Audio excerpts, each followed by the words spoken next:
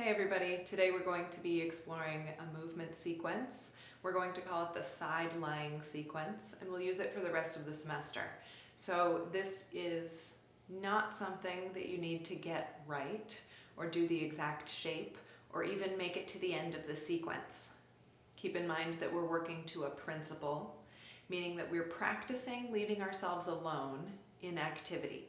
We're practicing maintaining the head-neck-back relationship, and we're practicing allowing things to let go, and we're practicing making choices rather than only doing our habits and not being aware of what we're doing. So you're going to need a space to be able to lie out on your side with your arms and your legs extended, and some books. So we'll start out in semi-supine. And at some point, we will be rolling onto our fronts as well. So if you want to have a towel or something to put under your face, that would be useful to have as well. So I'm going to take my glasses off because I don't want to squash them when I roll onto my front. The first thing that we're going to do is come to semi-supine, which is the position that we use for constructive rest.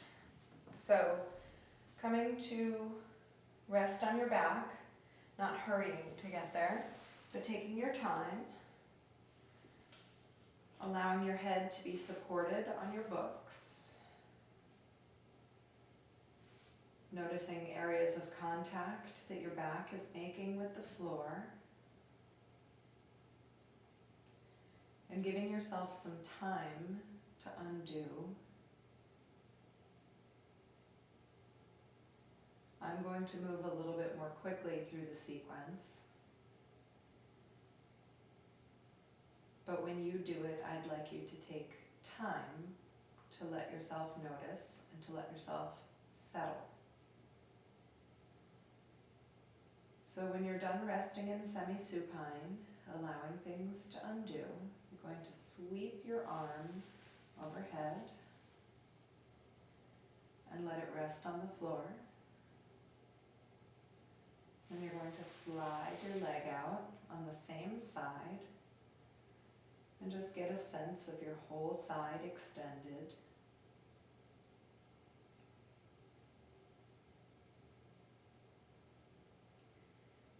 And then using your eyes, roll your head to that side and roll yourself without lifting your head onto your side. So now your head is resting on your arm, your top leg is resting on your bottom leg, and you can use your other hand in front of you for balance. So just notice the areas of contact here with your whole side along the floor. And notice how much effort you're using to hold yourself here. Are you gripping your legs or pressing your legs into the floor? Are you tensing your rib cage and not allowing yourself to expand and breathe? And give yourself time to let some of those things undo. When you feel that you've spent a good amount of time getting undone, you can raise your top arm up into the air. Notice I'm wobbling a little bit because I'm not holding myself here. I'm allowing myself to be balanced. And then I want you to take your arm, that top arm, forward and back a little bit, a very small amount, and just notice what has to adjust in order to stay on your side and not fall. And if you do fall, that's fine. We are eventually going to fall forward anyway. And just noticing what grips up when you do start to go off balance a little bit. If you'd like, you can also bring your top arm to rest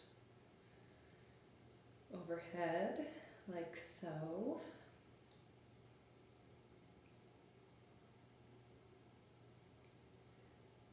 Okay, when you've explored a little bit, keeping in mind you can always go back to semi-supine.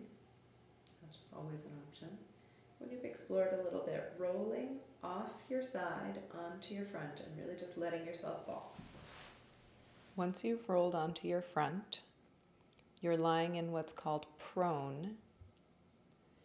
You'll have your legs extended long and your elbows bent, with your forehead resting on the floor somewhere around your hairline.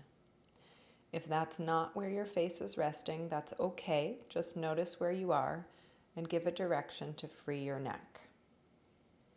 This gets easier. Then extend your arm so that you can roll yourself onto the side that is extended,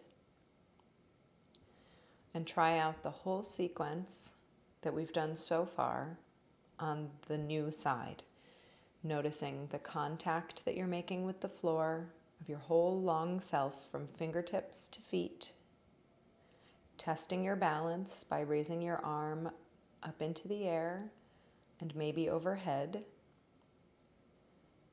and then taking some time to roll from side to side, passing through prone. So rolling over your front and ending up on your side. This doesn't usually go well the first few times. Once you've explored rolling from one side to the other a few times, you're going to hinge at the hips and bring your legs in front of you, with your knees bent also. And then you're going to do the same thing with your arms, allowing your head to rest the best that you can on the floor.